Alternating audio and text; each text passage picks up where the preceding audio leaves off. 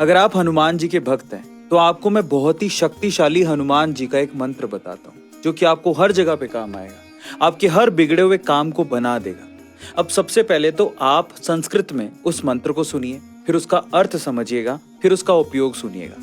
मंत्र कुछ यूं है: ओम नमो हनुमते रुद्रावताराय, सर्व शत्रु संहारनाय, सर्व रोग हराय, सर्व वशीकरणाय, रामदूताय स्वाहा। अब इस मंत्र का अर्थ सुनिए। इस मंत्र का अर्थ है कि हे हनुमान जी, आप रुद्र के अवतार हैं और रामदूत हैं।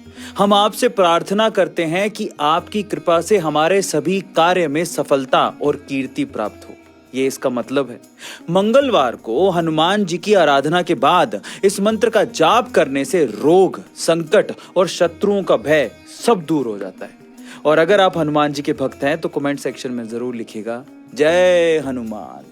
जो लोग बहुत चिंता करते हैं या फिर बहुत ज्यादा टेंशन में रहते हैं या स्ट्रेस में रहते हैं, उन्हें इसे दूर करने का तरीका परमहंस योगानंद जी ने सिखाया है।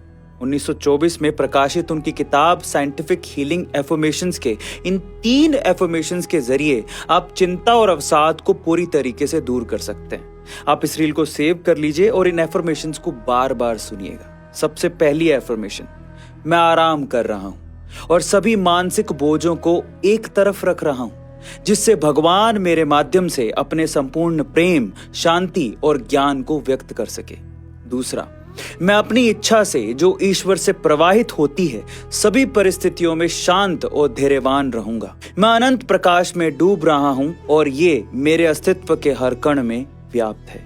तीसरा और आखिरी, मैं उसी रोशनी में जी रहा हूं। दिव्य आत्मा मुझे भीतर और बाहर से ऊर्जा से भर रही है। गाइस, इसे बार बार सुनिए और फिर दोहराइए, आपकी टेंशन दूर हो जाएगी। रावण एक डॉक्टर था।